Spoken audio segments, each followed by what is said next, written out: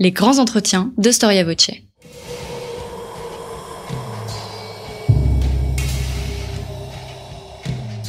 Une émission de la rédaction de Storia Voce.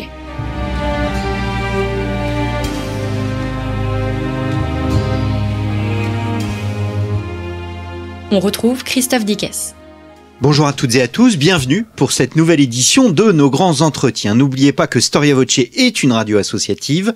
Elle ne se développe que grâce à votre aide. Celle-ci nous permet de publier chaque semaine 2 émissions, de payer notre monteur, d'entretenir notre site internet. Si nous sommes aujourd'hui disponibles aussi sur les plateformes Deezer, Spotify, eh bien, c'est grâce à ce soutien. Si vous en avez donc les moyens, la possibilité, rendez-vous dans notre rubrique « Soutenez Storia Voce » à partir de notre page d'accueil de notre site internet storiavoce.com. Alors, dans ses mémoires consacrées à la Révolution française, le baron Paul-Charles Thiébaut disait de la capitale qu'elle était un sol volcanique dont les torrents de feu s'échappaient à la moindre secousse. Or, une des expressions de ces torrents de feu est la fameuse journée révolutionnaire. Nous connaissons tous ce moment si particulier de la prise de la Bastille, qui ne fut pas une prise mais une reddition. Il n'empêche, la prise de la Bastille est-elle l'archétype de la journée révolutionnaire? Et d'ailleurs, combien existe-t-il de journées révolutionnaires? Comment naissent ces moments si particuliers de cette période? Qui en sont les meneurs? Qui en sont les organisateurs? Comment les autorités, les élus, le pouvoir réagissent-ils? Quelles sont enfin les conséquences de ces journées? C'est ce que nous allons voir avec Antoine Boulan. Antoine Boulan, bonjour. Bonjour Christophe Dickès et merci de votre invitation. Merci d'avoir répondu à notre invitation. Vous êtes historien, c'est pas la première fois que vous venez à notre micro. Vous avez publié Le Tribunal révolutionnaire, punir les ennemis du peuple, chez Perrin, si mes souvenirs sont bons. Marie-Gwen vous a reçu pour cette émission. Je renvoie nos auditeurs à cette émission dans nos archives. Vous venez de publier La journée révolutionnaire, le peuple à l'assaut du pouvoir, 1789-1795, un ouvrage paru chez Passé Composé. Alors, Antoine Boulan, ma première question au fond est assez simple. Comment définir une journée révolutionnaire ?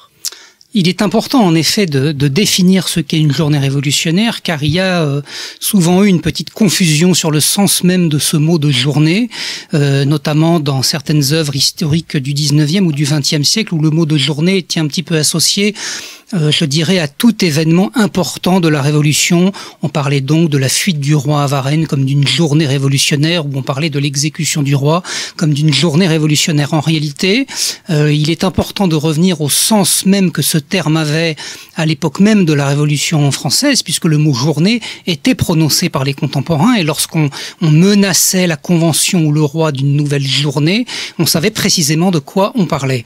Une journée révolutionnaire, c'est, pour le dire en 2 mots, une insurrection populaire à caractère politique, et pour être un petit peu plus précis, c'est un moment où le peuple, alors évidemment, notion à repréciser, bien entendu, ça n'est pas l'ensemble, nous y reviendrons, ça n'est pas l'ensemble du peuple français ni du peuple parisien, mais une petite fraction de celui-ci, eh bien, où ce peuple prend les armes pour attaquer le pouvoir dans le lieu même où ce pouvoir réside, dans la résidence même où ce pouvoir réside. Alors de quel pouvoir parle-t-on? On parle d'abord bien sûr du roi Louis XVI entre 1789 et 1792, et ensuite on parle de l'Assemblée nationale, de la Convention nationale, des députés ou d'une partie d'entre eux, puisqu'à partir de 1792, évidemment, on est en République, à partir du 21 septembre, et le lieu où réside le pouvoir, eh bien c'est soit le château de Versailles qui, chacun le sait, a été les résidences des rois depuis 1682, et qu'il était toujours en 1789, et ensuite le palais des Tuileries qui a remplacé le château de Versailles à partir du mois d'octobre 1789 et qui a hébergé, si je puis dire, la salle des séances de la Convention nationale à partir du mois de mai 1793. Donc il y a dans cette définition d'une journée quelque chose qui se rapporte à une foule, à une foule d'insurgés, d'émeutiers, qui va en armes, alors des armes réelles, des pistolets, pistolets, des canons parfois, voire des armes par destination, des couteaux, des faux, des bâtons, tout ce qu'on trouve sous la main, et la fameuse pique emblématique des sans-culottes à partir de 1792, pour donc attaquer les Tuileries ou attaquer le château de Versailles, soit pour renverser le pouvoir, ça a été le cas le 10 août 1792, qui est peut-être la journée révolutionnaire la plus emblématique de toutes, pour différentes raisons qu'on aura peut-être l'occasion de détailler. Et puis, on attaque le pouvoir soit pour le renverser, soit pour obtenir de lui des mesures à caractère politique, économique ou social que, je dirais, la voie parlementaire normale ne permet pas d'obtenir. Alors, il n'y a pas 36 journées révolutionnaires, vous en retenez 8. J'en ai retenu 8. Ce qui en soi est assez peu sur une révolution qui s'étend de 1789. Alors, il y a le grand débat pour savoir quand est-ce que se termine la Révolution. Oui. Pour Tocqueville disait en 1848 et revoilà la Révolution car il s'agit toujours de la même.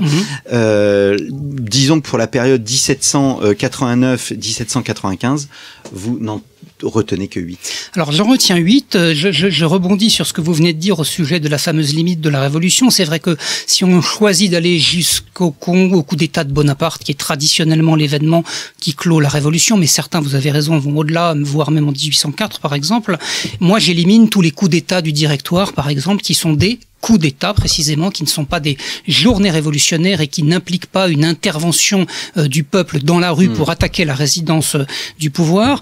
Et j'en retiens 8. Alors je vais peut-être pas en faire une liste à la Prévert, mais je citerai les plus connus pour que les auditeurs puissent se faire une idée plus précise du concept. Il y a 2 journées en 1789. Tout le monde connaît bien entendu la première. C'est la prise, et vous avez raison de dire, la capitulation, la reddition de la Bastille en juillet 1789. Les journées qu'on a appelées les journées d'octobre, le 5 et le 6 octobre 89, où la foule s'est déplacée sur le château de Versailles pour ramener ensuite le roi à Paris. Pas de journée en 1790 ni en 1791, pas au sens où en tout cas nous l'entendons aujourd'hui. 2 journées en 92, la plus célèbre d'entre elles étant celle du 10 août 1792, au cours de laquelle, pour aller vite, les sans-culottes et les fédérés des sections ont attaqué le palais des Tuileries et renversé le roi. 2 journées en 1793, dont la plus connue, qui n'est pas d'ailleurs très fameuse pour le grand public, mais qui est une rupture fondamentale dans l'histoire du processus révolutionnaire, c'est la journée du 2 juin 1793, au cours de laquelle la Convention nationale a été entourée par les canons de la garde nationale et les députés ont voté l'arrestation des 22 principaux députés girondins, ce qui est un tournant important dans l'histoire de la Révolution et du gouvernement révolutionnaire. Pas de journée en 1794, dans la mesure où je pense qu'on ne peut pas considérer le fameux 9 Thermidor, la chute de Robespierre, comme une journée révolutionnaire, mais plutôt comme un coup d'État parlementaire. Et enfin, 2 journées en 1795, dont là aussi la plus importante est ce qu'on a appelé la journée du 1er prairial en 3, pour reprendre l'ancien calendrier révolutionnaire. Il correspond à la date grégorienne du 20 mai 1795, au cours de laquelle le peuple a envahi la salle de la Convention nationale, avec beaucoup de violence, de brutalité, au point qu'un député a été d'ailleurs exécuté, massacré, et que sa tête a été fichée au bout d'une pique présentée au président de la Convention. Voilà donc les 8 journées principales. Je mets de côté, pour ne pas détailler, le 20 juin 1792, le 5 septembre 1793, qui est plus une grosse manifestation qu'une véritable journée armée. Mais si on s'en tient à la définition initiale que nous avons retenue au début de ce propos, en effet, il y a 8 grandes journées, dont 4 ou 5 qui se distinguent véritablement des autres, et je dirais même 2 ou 3 qui sont particulièrement emblématiques de la Révolution et que l'on retrouve illustrées dans tous les manuels et tous les livres scolaires. Alors, vous auriez pu prendre le parti chronologique, vous avez préféré une étude au fond qui est une étude thématique et donc comparative. C'est un parti que j'ai déterminé avec mon éditeur en effet, parce qu'il m'a semblé beaucoup plus novateur d'étudier les journées de manière comparative que de manière chronologique. C'est-à-dire que s'il s'était agi d'aller du 14 juillet 1789 au 20 mai 1795 en séparant les journées les unes des autres et en reprenant chacune d'elles du début jusqu'à sa fin, il m'avait semblé que l'enjeu historiographique était moins intéressant qu'effectivement de les comparer de manière transversale pour essayer de dégager une mécanique commune. C'est-à-dire que la question que je me suis posée était de savoir si ces journées avaient des origines qui étaient à peu près semblables ou pas, si elles se sont déroulées d'une manière similaire, si les effectifs qu'elles ont rassemblés étaient à peu près comparables, si les conséquences qu'elles ont eues peuvent être mises toutes sur le même plan et sur le même plan de la signification politique. Donc voilà un petit peu la manière dont j'ai voulu aborder ces journées, et il m'a semblé que c'était de cette manière qu'il fallait repenser un petit peu ce concept de journée pour donner à cette notion une valeur un petit peu plus neuve par rapport à la vision traditionnellement chronologique que l'on trouve dans la plupart des livres sur la Révolution. Alors quels sont justement les éléments déclencheurs de la journée révolutionnaire ?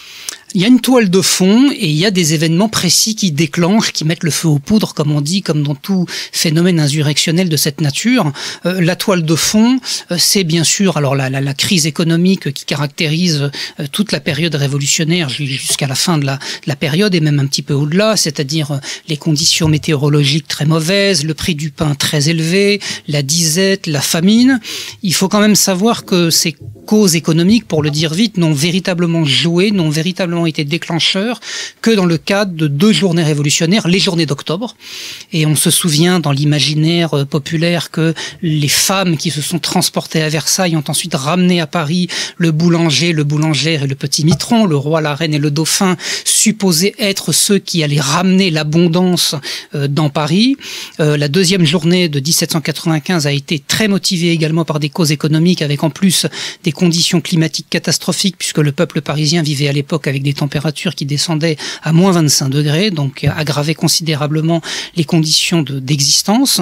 Mais il y a également évidemment des causes politiques, c'est-à-dire des causes politiques fondamentales qui motivent soit une méfiance, soit une détestation, soit une haine viscérale du pouvoir en place, et qui est le premier facteur déclencheur de ces émeutes, qui sont d'abord des émeutes politiques et pas des émeutes économiques. Je mets tout à fait de côté les pillages d'épiceries qui ont pu avoir lieu notamment en février 1793, qui n'étaient que des insurrections motivées par la faim, alors que l'insurrection au sens de la journée révolutionnaire est d'abord motivée par un motif politique.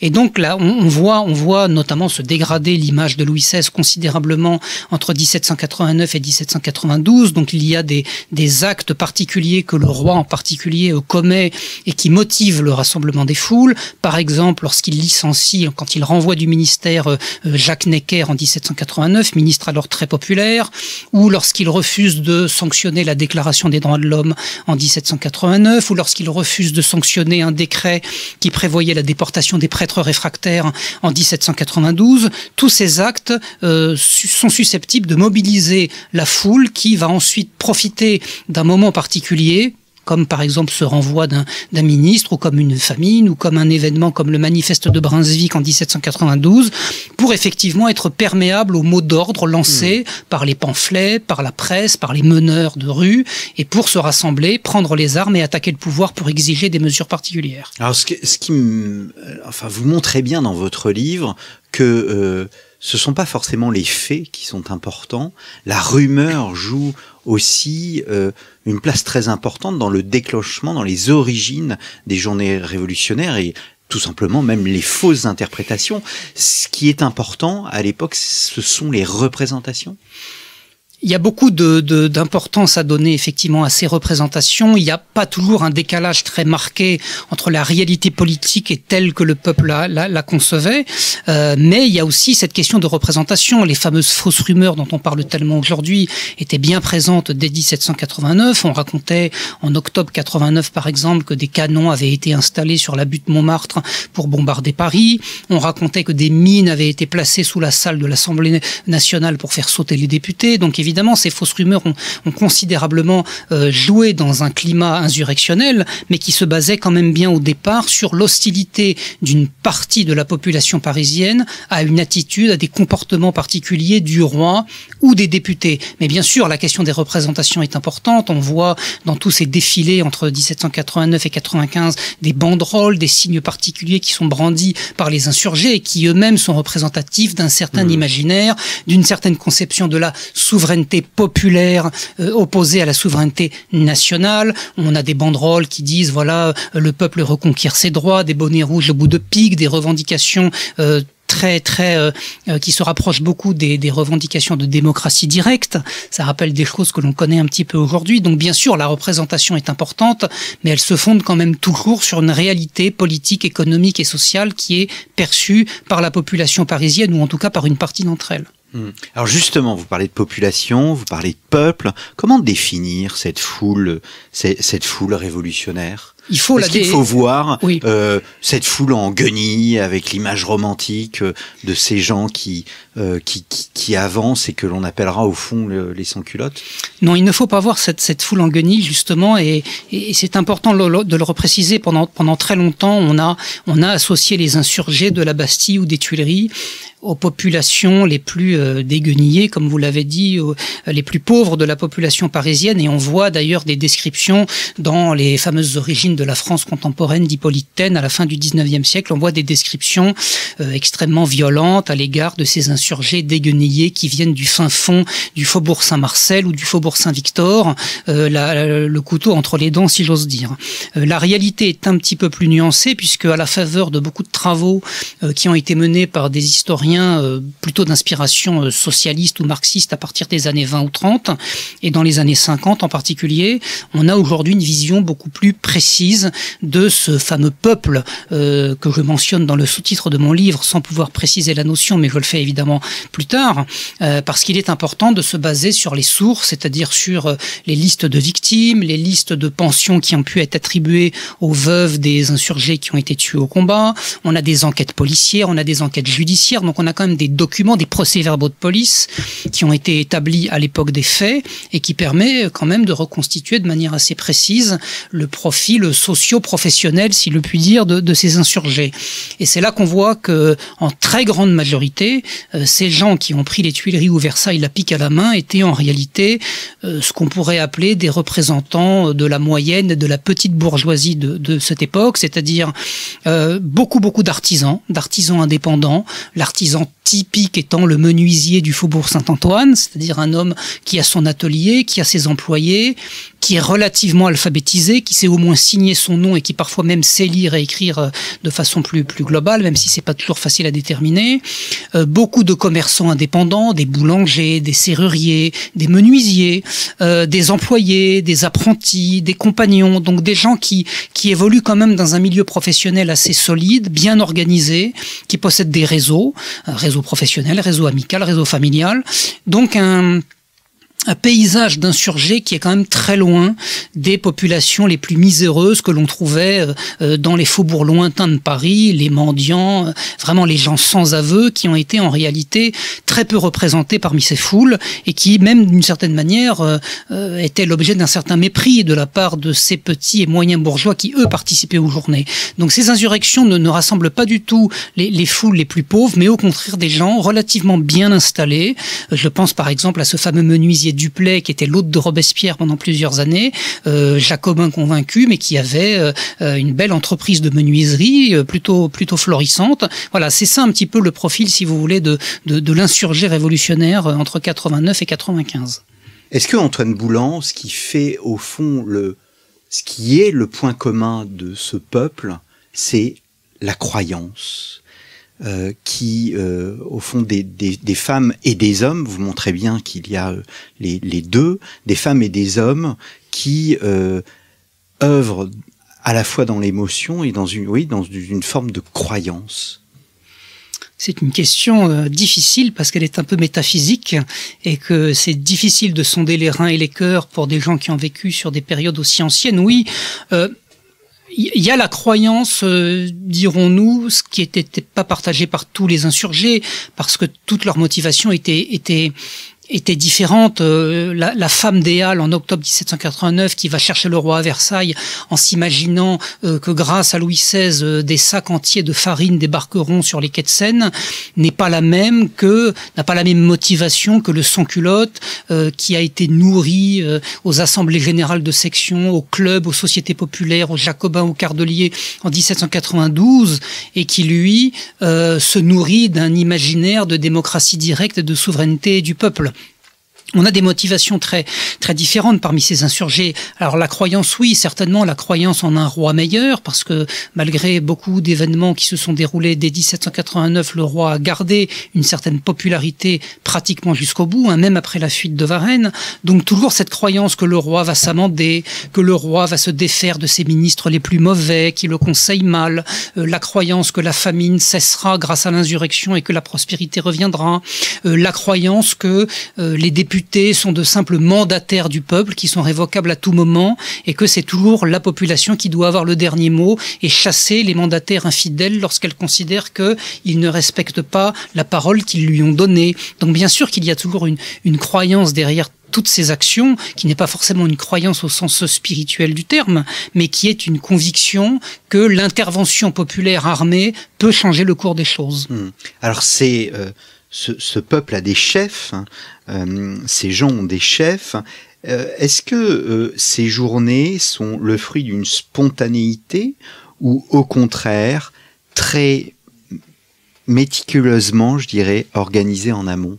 C'est une question évidemment centrale dans mon livre parce que la journée révolutionnaire est quand même plutôt globalement quelque chose de préparé, de prémédité et d'organisé. En réalité, il n'y a eu qu'une seule vraie journée totalement spontanée, c'est la prise de la Bastille. La reddition de la Bastille. C'est-à-dire que là, les choses se sont jouées en à peine 2 ou 3 jours. Le renvoi de Necker, une grande harangue de Camille Desmoulins au Palais Royal qui dit que la Saint-Barthélemy des patriotes se prépare. On prend les armes, on va piller les Invalides le 14 juillet aux premières heures du matin, et dès 11 heures, on est devant la forteresse de la Bastille qui abat le pont-levis à 15 heures.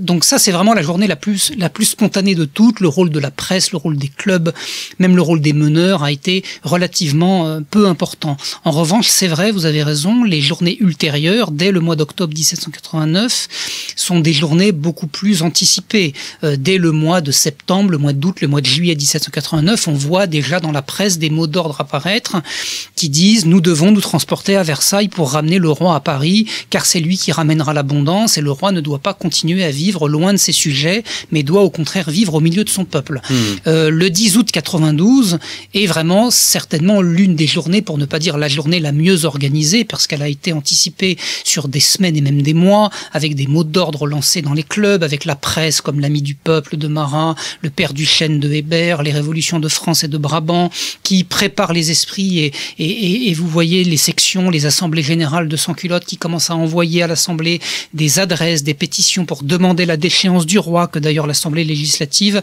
n'a jamais prononcé.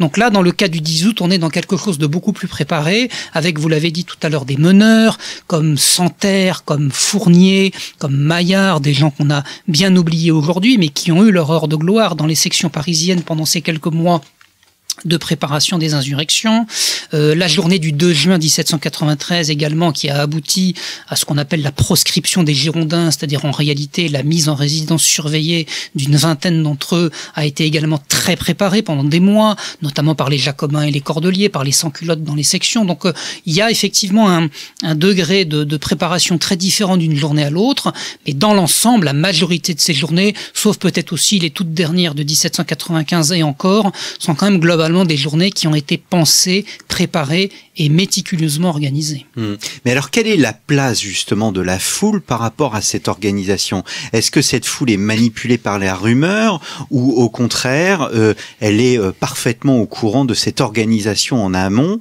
prête au fond à descendre dans la rue dès que le mot d'ordre est lancé?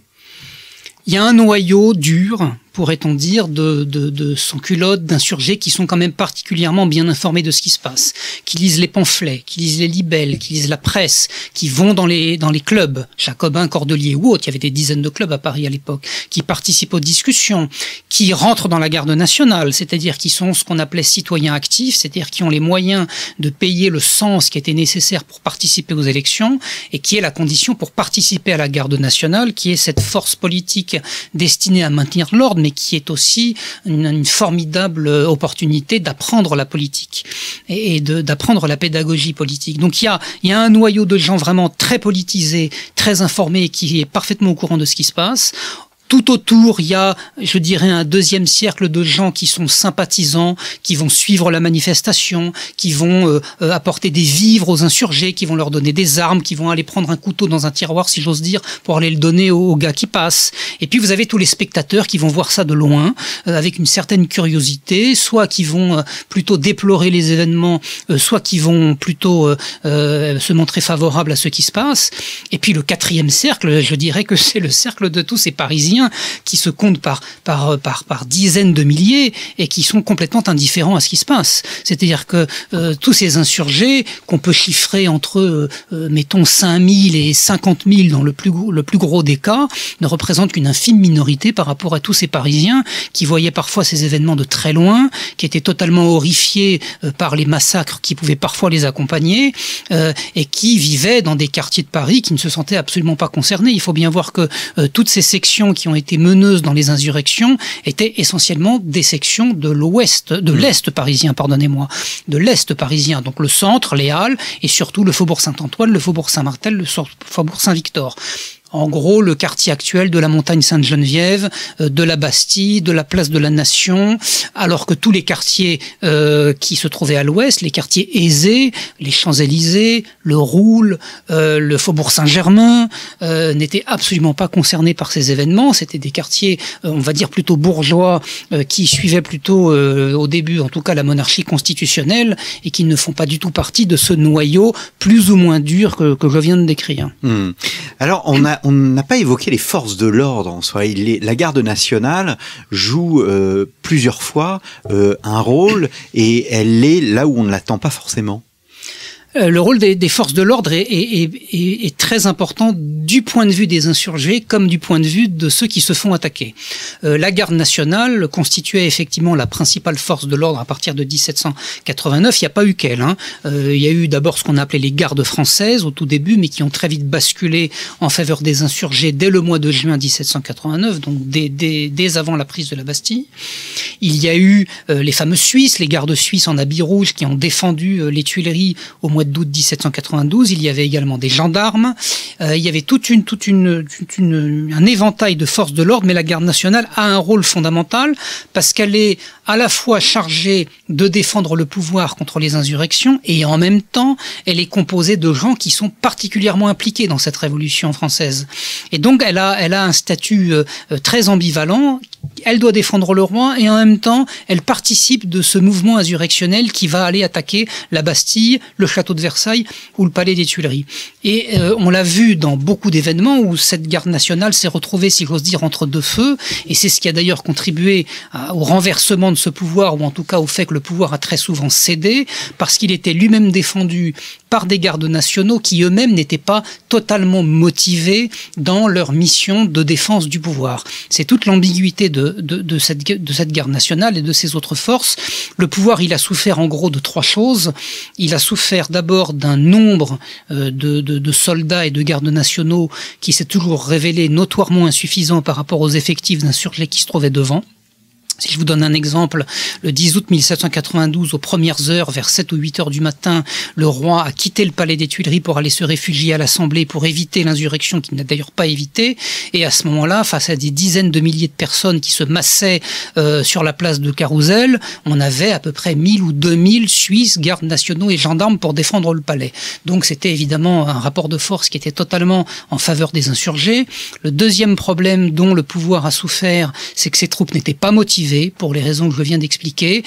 Beaucoup de ces soldats qui composaient la garde nationale ou les gardes françaises ou la gendarmerie étaient en grande partie acquis à la cause des insurgés et à la cause populaire pour des raisons politiques, pour des raisons de soldes insuffisantes, pour des raisons d'autoritarisme des officiers, voilà, pour différentes raisons que j'ai essayé d'analyser.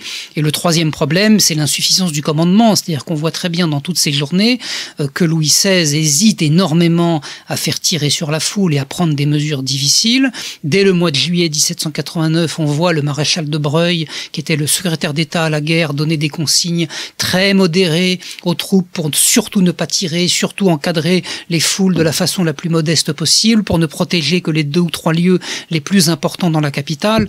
Et donc à partir du moment où le pouvoir ne disposait que de faibles troupes, peu motivé, mal commandé, avec au-dessus un souverain qui hésitait toujours à se servir de la force, il est bien évident que dans pratiquement tous les cas de figure, les journées révolutionnaires étaient acquises aux insurgés et le pouvoir était d'une certaine manière obligé de céder. Combien de temps dure une journée révolutionnaire ? C'est quelques heures ? C'est quelques heures. Alors la Bastille, de tête, la foule a dû arriver vers 10 ou 11 heures du matin et le pont-levis, comme je l'ai dit tout à l'heure, a dû abaisser vers 16 ou 17 heures. Après quand même des échanges de coups de feu, parce que vous avez des journées qui font l'objet de combat, d'autres qui ne font pas de combat, l'objet de combat. Le 10 août 1792, les premiers tirs ont commencé à 10 heures et les derniers massacres ont dû se terminer vers 13 ou 14 heures. Donc vous voyez, c'est quand même quelque chose d'assez rapide. Hein. C'est des choses qui se jouent effectivement en quelques heures. La journée du 20 mai 1795 a duré quand même plusieurs heures parce que la Convention a hésité à faire intervenir la force qui n'est pas rentrée dans la salle de l'Assemblée avant 23 heures ou minuit. Mais effectivement, dans l'ensemble, ce sont à peine quelques heures. Les journées d'octobre, c'est un peu particulier parce que les premières femmes arrivent dans l'après-midi du 5 octobre 1789 et le convoi de Louis XVI, de Marie-Antoinette et de leurs enfants qui retournent à Paris, lui, se fait le lendemain vers 13 ou 14 heures le 6 octobre. Donc là, on a quelque chose qui s'étale sur une journée, sur, on va dire, 48 heures, ce qui ne veut pas dire 48 heures de combat incessant. C'est aussi 48 heures de présence de la foule devant le château, de négociations, de délégations qui essayent de discuter avec le roi. Mais disons que la phase la plus intense de la journée ne dure jamais plus de 2, 3 ou 4 heures. Alors, je citais tout à l'heure le baron Paul-Charles Thiébaut, qui évoquait un torrent. La procession, on voit souvent d'ailleurs dans les films, voilà, ces gens qui, comme s'ils étaient dans une manifestation, au fond défilent. On peut parler d'une sorte de procession qui en soi est un terme religieux, ce qui nous ramène au mot de croyance tout à l'heure. Oui, c'est une procession, c'est une forme de procession.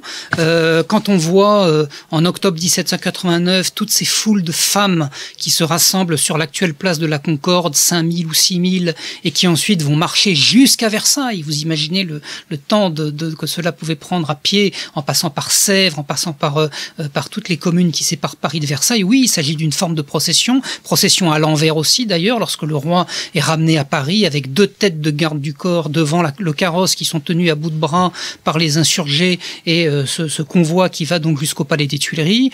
Même chose, procession le 10 août 1792, lorsqu'on voit ces fédérés et ces sans-culottes qui partent des faubourgs, le faubourg Saint-Antoine, le faubourg Saint-Victor, le faubourg Saint-Marcel, et qui parcourent toutes ces rues, dont beaucoup ont disparu aujourd'hui d'ailleurs, après la grande opération d'Haussmann dans la seconde moitié du 19e siècle, mais certaines existent encore, la rue Saint-Honoré, la rue Saint-Antoine, et qui voient ces processions avec des banderoles, avec des bonnets rouges, avec des feuilles de chêne, avec des cocardes tricolores, avec des slogans. C'est une sorte de défilé, de procession qui avance peu à peu vers le palais des Tuileries ou le château de Versailles jusqu'au moment où les combats ou les non-combats d'ailleurs se déroulent, les négociations se font, parfois des fraternisations et le moment fatal où on brise les chaînes de la porte, où on décide de rentrer à l'intérieur du lieu de pouvoir pour formuler ses exigences et ses revendications ou pour renverser totalement le pouvoir en question. Donc il y a des détériorations, il y a des bagarres et il y a parfois des morts, il y a des journées plus sanglantes que les autres. Il y a des journées qui ne sont pas sanglantes du tout. Sur les 8 journées révolutionnaires que j'ai étudiées, il y en a 4 qui n'ont généré ni blessés ni morts. Il y en a une d'ailleurs qui n'a abouti à rien, c'est celle qu'on appelle la journée du 20 juin 1792 où les sans-culottes sont repartis comme ils étaient venus, c'est-à-dire, si j'ose dire, les poches vides, puisque Louis XVI n'a pas cédé aux exigences qui avaient été formulées. En revanche, on a 4 journées qui, elles, ont fait l'objet alors soit de massacres, soit de combats, soit les deux.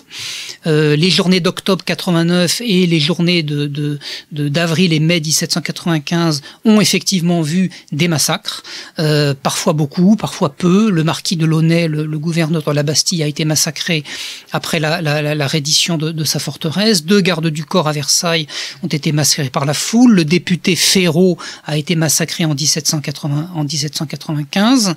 Et puis les 2 grandes journées qui ont vraiment généré des combats qui ont eux-mêmes occasionné un très grand nombre de blessés et de morts, c'est d'abord la Bastille, alors une centaine de morts, un peu plus de blessés mais une centaine de morts, et surtout la journée du 10 10 août 1792, puisque au bilan de la journée en milieu d'après-midi, on comptait environ 1 millier de morts des deux côtés, c'est-à-dire à peu près 500-600 morts du côté des défenseurs du palais des Tuileries et 300-400 morts du côté des assaillants. Ces combats ayant été suivis d'ailleurs de massacres tout à fait terribles qui sont décrits dans certains récits et qui font que cette journée du 10 août 1792 a été indiscutablement la journée la plus sanglante à Paris au cours de la période révolutionnaire. Alors que fait le pouvoir face à ces journées? Est-ce que au fond il n'y a pas justement un renversement de pouvoir? Est-ce que la journée révolutionnaire arrive à faire bouger les lignes à son profit? Et quel est au fond, oui, son pouvoir réel? Mais comme la seule journée qui est celle du 20 juin 92 est celle qui n'a rien obtenu, toutes les autres ont obtenu quelque chose et on peut dire que ces journées ont effectivement bénéficié à leurs initiateurs et aux personnes qui y ont participé. Le pouvoir a toujours été très très circonspect face à ces événements. Louis XVI ne s'attendait d'ailleurs certainement pas à ce que les journées de juillet 89 ou d'octobre se déroulent.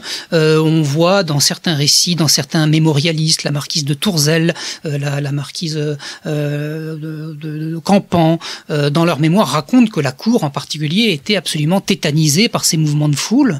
On voit en août 1792, alors que sonne le tocsin, Louis XVI confier la garde de son palais à un vieux maréchal qui était né sous Louis XIV, qui connaissait très bien les champs de bataille, mais qui n'avait absolument aucune idée de ce qu'était une insurrection urbaine et une guérilla urbaine. Donc on est quand même face à un pouvoir très très sceptique par rapport à tout ce qui se passe et très surpris. Et quant aux résultats qui ont été obtenus par les insurgés, ils sont quand même indiscutables. La prise de la Bastille a permis de voir le rappel de Necker, le renvoi des régiments étrangers que Louis XVI avait demandé de faire venir à Paris, et la visite du roi le 17 juillet 89 à l'hôtel de ville pour reconnaître l'autonomie de la municipalité parisienne. Les journées d'octobre ont quand même obtenu le retour, ou plutôt l'installation de Louis XVI dans Paris et la ratification de la Déclaration des droits de l'homme et du citoyen et des décrets qui avaient aboli les privilèges le 4 août précédent. Donc c'est quand même quelque chose de très important, et tous les témoignages à l'époque disent de manière unanime que la monarchie a pris sur la tête un coup dont elle ne se relèvera pas. Le 10 août 92 est évidemment la journée par excellence, puisque c'est la chute de la monarchie et quelques semaines après la proclamation de la Première République et l'instauration du suffrage universel masculin. Donc là, on a quand même un résultat absolument énorme dans le processus révolutionnaire. La journée de juin 93, exclusion des députés girondins et donc, pour le dire vite, mainmise des montagnards sur le pouvoir. Et la seule journée qui a obtenu des résultats un peu inverses à ce qu'elle souhaitait, c'est la dernière. C'est la journée du 20 mai 1795, puisque les députés thermidoriens ont, si j'ose dire, profité de cette journée pour mener le désarmement du faubourg Saint-Antoine, c'est-à-dire pour mener contre les insurgés une répression. Là, on n'était plus sous la terreur, on était sous ce qu'on a appelé la République thermidorienne, donc une république plus modérée, et qui a amené donc les députés à décider à désarmer totalement le faubourg Saint-Antoine et à ôter aux sans-culottes les derniers fusils, les dernières piques qu'ils conservaient depuis des années. Et c'est de ce moment-là que l'on peut dire que les journées révolutionnaires au sens populaire du terme se sont arrêtées. Il y en a eu une autre en octobre 1795 contre la Convention, mais qui a été conduite par les sections modérées et royalistes de la capitale, que je n'ai donc pas retenue dans le cadre de la définition dont nous avons parlé au début de notre propos. Mais alors justement, il y a ce renversement de pouvoir, mais vous le disiez d'ailleurs dans vos sources tout à l'heure quand vous les évoquiez, il y a des enquêtes qui sont réalisées. Et est-ce que ces enquêtes montrent au fond qu'il peut y avoir, après ces journées révolutionnaires, des sanctions qui seraient ni plus ni moins que des sanctions juridiques, le fait d'avoir participé à un cadre, à un événement qui sort du cadre légal? Il y a eu quelques enquêtes, en réalité très peu, tout dépend du pouvoir qui était en place à ce moment-là. La seule véritable enquête au sens judiciaire du terme, avec des témoins, avec une véritable procédure qui a été mise en place, c'est après les journées d'octobre 1789. C'est-à-dire après le moment où les femmes et 25 000 gardes nationaux sont allés à Versailles pour aller chercher la famille royale. Là, il y a eu effectivement une enquête, il y a eu des sanctions, il y a eu des amendes, je crois qu'il y a eu des peines de prison, beaucoup de témoins témoins, dont on dit d'ailleurs qu'ils avaient été payés par le roi pour discréditer les insurgés, sont venus déposer auprès du tribunal du Châtelet de Paris. Donc là, il y a eu une véritable enquête. Pour d'autres, non, il n'y a pas eu d'enquête. Évidemment, il n'y a pas eu d'enquête après le 10 août 1792, puisque l'Assemblée législative a immédiatement légitimé l'insurrection populaire pour valider le renversement de la monarchie. Et donc là, les députés se sont immédiatement rangés du côté du peuple et ont compris, bien entendu, que toute sanction contre les insurgés se serait retournée immédiatement contre eux. De même qu'après l'expulsion des principaux députés girondins, les montagnards qui sont restés au pouvoir n'allaient évidemment pas sanctionner les sans-culottes qui leur avaient permis à eux-mêmes de prendre le pouvoir et d'expulser les girondins de l'Assemblée. Donc tout dépend à chaque fois du contexte politique. La seule vraie répression, si l'on peut dire, qui a eu lieu, c'est l'enquête de 1789 et c'est surtout, on vient d'en parler, ce fameux désarmement du faubourg Saint-Antoine après la journée de mai 1795. Alors nous l'avons répété à plusieurs reprises, non pas prise de la Bastille, mais reddition, c'est la réalité historique.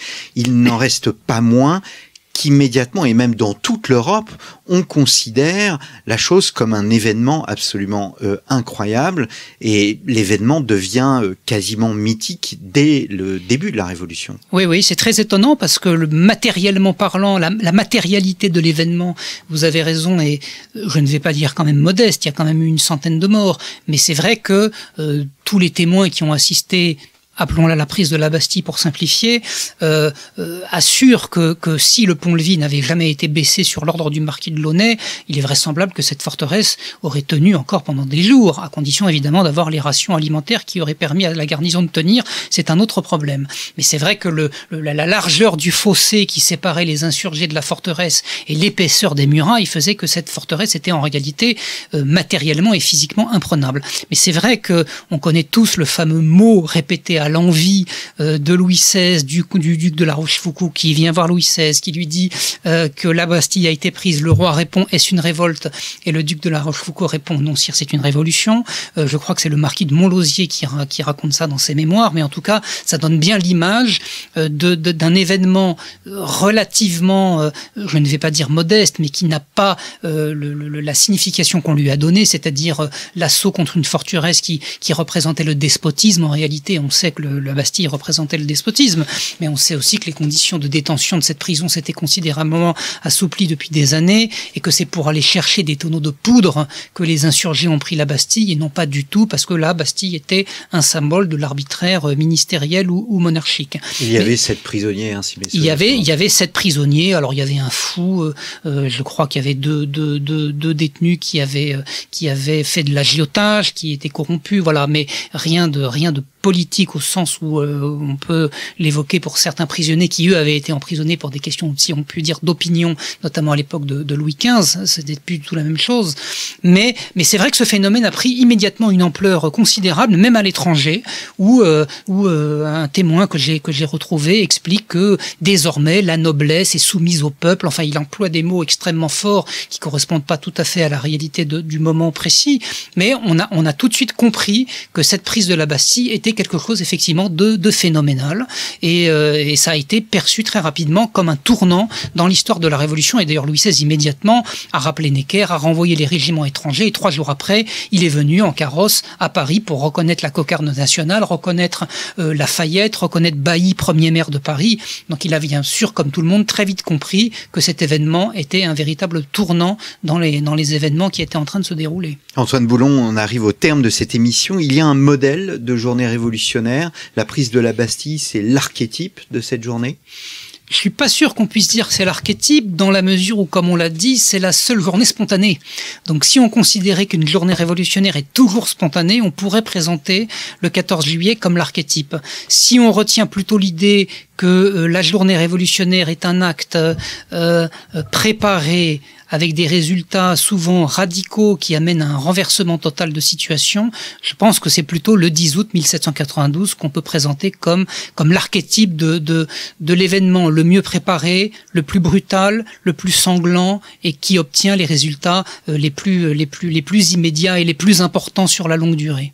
Eh bien, grand merci d'être venu à ce micro. Donc, la journée révolutionnaire, le peuple à l'assaut du pouvoir, 1789-1795. Vous avez publié chez Perrin Le Tribunal révolutionnaire, Punir les ennemis du peuple, une émission que vous pouvez retrouver dans nos archives, mais aussi une biographie, j'ai oublié de le mentionner, une biographie de Saint-Just, l'archange de la Révolution, parue chez Passé Composé.